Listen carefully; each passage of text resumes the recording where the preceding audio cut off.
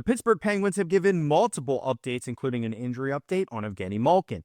The Penguins will be taking on the Oilers tonight, which means Crosby versus McDavid. Preview for that. And I will reveal my Pittsburgh Penguins quarter-century team because those teams will be revealed tonight. And I'm so pumped to see what the NHL comes up with. They're doing these quarter-century teams for every team in the NHL. And it is so cool to see all the great players, the greatest players to play on each franchise over the last 25 years. So I'm going to show you mine later in this video. But first, we have to talk about Evgeni Malkin and an injury update. First, you guys subscribe to the channel if you haven't already. Most of you have not yet subscribed to Penguins Digest. If you want the latest news and updates surrounding the Pittsburgh Penguins, we will provide it here on Penguins Digest, as well as some fun stuff like the quarter-century team. That is super cool that I get to make one of those to show you guys my thoughts before they reveal the real one later tonight. And then, of course, a preview of what's to come. Crosby versus McDavid,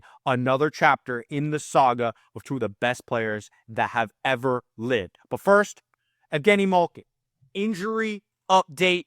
The Penguins have been kind of silent about updates on Evgeni Malkin. Really, what we've heard so far is the same thing we heard leading into last game against Columbus. Malkin was scratched very late from the lineup. He was initially supposed to play. You know, he skated in morning skate, but then he didn't warm up with the team, and that was a little bit skeptical. So the most update I can offer you guys at this point in time is that his status remains uncertain for tonight's game. He will be a game time decision, a guy that the Penguins desperately miss, you know, mostly for his leadership ability and being on the ice. You know, Sidney Crosby, Evgeni Malkin, Kris Letang, when they're all out there, this team is better off.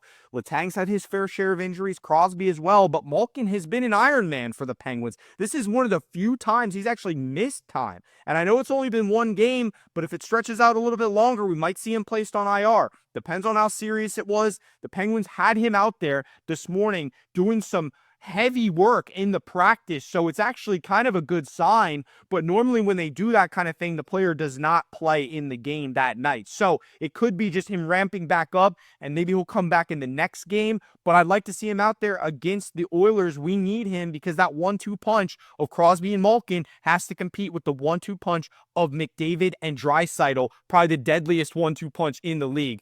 Two MVP candidates on the Oilers, a reason why they were in the Stanley Cup final last year and pushed that thing to 7 games against the Florida Panthers. But hey, we got a preview coming up. That was just the first chapter today, an update on Evgeni Malkin. And the update is really that we're uncertain. So game time decision for Gino. Hopefully he plays. If he doesn't, we'll be looking at him to return in the next game. So let's move on to the next topic today. That is the quarter-century. I called it an all-century team for the Pittsburgh Penguins. So basically what that means is any player from 2000 to 2025, whoever I thought was most deserving of being on my all-quarter-century team for the Pittsburgh Penguins. Now, I might be a little bit biased, right? So I've seen some Stanley Cups in the last 25 years. You Penguins fans as well, seen 3 cups. So the guys that helped us win the cups are going to get a little more love, and that's kind of how I formulated this team. So let me show you it without further ado, my quarter-century team. But honestly, actually, the first thing I got to show you is that this is a real thing, because some of you might not actually believe me that this is a real thing. If you haven't heard about it, well, let me show you.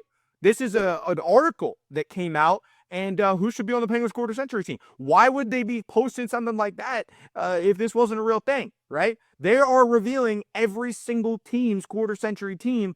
The NHL is, and the Penguins are getting revealed tonight. So this is kind of a breaking news type of thing tonight. That's something I'm very excited to see. So it inspired me to make my own team. I already had one, but I went in and made a little bit of revisions today, and you'll see that on the notepad that I created it on my iPhone. So it'll look a little bit strange because I didn't make a graphic or anything, but I do have a quarter-century team, an all-century team for the Pittsburgh Penguins that I created.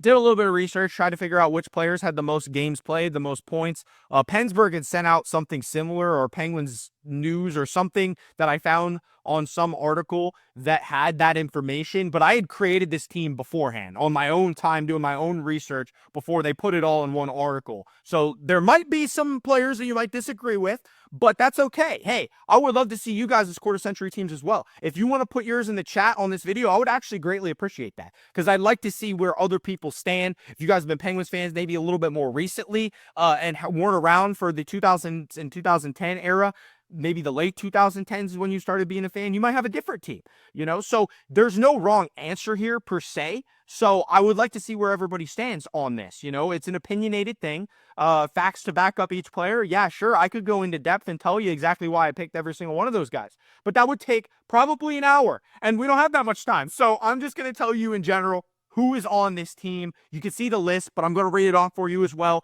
First line, you got the captain, Sidney Crosby, playing center with his trusty left wing, Kris Kunitz, the best left wing that Crosby has ever had. And then obviously Bryan Rust, getting to 400 points recently was a big reason why I had to put him on there. All those points came with the Pittsburgh Penguins. He's been on this team as long as anybody, and he's helped us win Stanley Cups as well. So Bryan Rust deserves a little bit of love. That guy is on the first line. And then, of course, Sergei Gonchar and Kris Letang. Oh my, that brings back memories, okay? That defense pairing. And then the second line, Evgeni Malkin. We're putting Jake Guentzel in there. Jake Guentzel, hey, the time that he was a Penguin, he was scoring a ton of goals for us. Big goals, big moments. Jake the Snake deserves to be on that list. Let's Jake and bake on to the next one, which is Phil Kessel, one of my all-time favorite Penguins. He wasn't here long, but when he was there, he made an impact. Trading for him was one of the best days in my Penguins fandom. I can honestly say trading for Erik Karlsson was one of those days as well, but that was all hype, whereas Phil Kessel actually helped us win some Stanley Cups. So Phil Kessel belongs on the second line. Brooks Orpik. The one memory I have of Brooks Orpik is when he broke Sidney Crosby's jaw with a puck, but he still was a great defenseman for the Penguins. He deserves to be on the second line. And Justin Schultz, 2 Stanley Cups with the Penguins. He just retired from hockey recently, so go check out one of my earlier videos where I mentioned that. But Justin Schultz, an all-time great Penguin, especially on the quarter-century team. And then the third line, Jordan Staal, still playing at a high level, captain the Carolina Hurricanes, but when he was in Pittsburgh, he was a dog, and he helped us win our first of those 3 Stanley Cups in this quarter century. And then Pascal Dupuis and Patrick Hornqvist, 2 of my all-time favorite Penguins. Both had to stop playing hockey due to health reasons, but those guys, when they played, oh man, Hornqvist was an absolute dog. He brought that fire, that energy. He was always in front of the net, a pest for the Penguins. And then Pascal Dupuis, man, I can't say enough about that guy. I met that guy. He was so cool. He is one of the awesomest dudes you'll ever meet. Pascal Dupuis, him, Kunitz, and Crosby on the line together, that was something to see for years. So Pascal Dupuis definitely has to be on the quarter-century team. And then Brian Dumoulin or Paul Martin. I left that one open-ended on that third line of defense on the left defense. And then the right defense, since I couldn't really find another right defenseman I liked, I put 2 left-shot defensemen there as well, Olli Maatta or Rob Scuderi. And then for the fourth line, Max Talbot, the man. And then Mario Lemieux gets kind of an honorable mention because when he played in this era, he wasn't Mario Lemieux, you know what I mean? So I couldn't really say, iconically, Mario Lemieux would be the first line center from the 90s. But in the 2000s, it's a little bit more difficult for me to put Mario on the team, but you can't really leave him off either. So I put him in there as kind of like an honorable mention. And then Matt Cook, man, he was a dog. You need some guys that are going to get in there and scrap. Matt Cook's got to be on the fourth line. And then Tyler Kennedy was my original choice for the fourth line. But then I realized James Neal was actually an all-star for the Penguins. I forget how good he was. So I put James Neal in there, and then Tyler Kennedy, kind of an honorable mention. And then the goaltender, you guys are probably going to hate me for this, but I'm not putting Matt Murray or anybody else in there as the second goalie. I'm saying it's Marc-Andre Fleury or bust. There is no other goalie in the last 25 years that played for the Penguins that could even compete with Marc-Andre Fleury. I am not putting Matt Murray or anybody else at backup. It is Fleury, it is Flower, and it is nobody else. Nobody can compare to Marc-Andre Fleury and what he did for the Penguins and the records that he is trying to set right now in his possibly final season in the NHL. That guy is one of the greatest goaltenders of all time. First overall pick by the Penguins in this quarter-century era, and he helped us win Stanley Cups after Stanley Cups in multiple different eras of Penguins hockey. So Marc-Andre Fleury deserves our respect, and I don't even need to give him a backup because he's starting every game on that quarter-century team, the Flower, finishing it off. So you guys, hey, let me know what you think about my team, and then give me your teams. I'd love to see what you guys come up with as far as your quarter-century teams. Maybe you hate my team. I don't know. If you're a Penguins fan, you probably still love my team, even if I don't have the players that you want on it. So send in your quarter-century teams, and hey, we'll compare notes. I'd love to have a conversation with you guys about it because this is something really cool that the NHL is doing, and I was so excited to put that list together. I was just having nostalgia, all these memories coming back from this Penguins hockey era that has just been a sight to see for us, and we've been so blessed to have so many great players. But the list was only enough for 4 lines. I kind of cheated a little bit, putting in a couple more. And then when the NHL actually does theirs, it's only going to be 2 teams. So it's going to be a lot less. So we can kind of assume who's going to be on there. But still fun to see as we move on to the final topic today. Guys, thank you for staying with me this far. May the Force be with us. And those of you that know why I'm saying that know that it is Star Wars night tonight. Penguins, Oilers. So may the Force be with us. We got to stop this losing streak right now before it's too late. It's been a rough stretch for the Pens, but we can snap it tonight against a really good hockey team, the Edmonton Oilers, a team we've had a little bit of success against in the last 15 games. I think we had 10 wins. It's actually kind of crazy to look at those numbers, but if you look at just overall how this matchup breaks down going into the game against the Oilers, the team stats are kind of do you want to say lopsided? A little bit lopsided? I don't know. But the Oilers are a good team. Penguins are 1-4 in their last 5 games. I understand 3 of those losses are in overtime or shootout. So I guess you could say 1-3 in their last 5. And then the Oilers have won their last 4 games and 4 of their last 5. And only one of those was a 1-goal game. So the Oilers have been blowing teams out like they often do, and the Penguins have been having close games and losses like they often do. Penguins are 17-8 with 42 points, tied with Columbus in the Metropolitan Division, but Columbus has played less games, so they move ahead of the Penguins. Right there at the edge of playoff contention, right on the bubble, are the Pens, and I expect them to stay around that area for most of the season, so it's no surprise. But the team stats, let's just break those down. Goals against, the Oilers actually struggled goaltending in the previous few years. I had the Jack Campbell experiment, and Stuart Skinner's really stepped it up for them, and he's been decent this year for the Oilers, a little bit more consistent than Tristan Jarry. You see almost a full goal against per game better are the Oilers this year, and on top of that, they just have a better offense. They have, Connor McDavid, Leon Draisaitl leading the way. Hyman's taken a little step back from what he did last year. Still got Evan Bouchard, Darnell Nurse. I don't even want to look at the roster. I just want to tell you who I know on that team. But also Evander Kane is on the IR right now. So that's something to be noted. One of their better wingers. But they did sign Jeff Skinner in the offseason. So that's another guy that can score goals. You remember how dominant he was for the Hurricanes back in the day.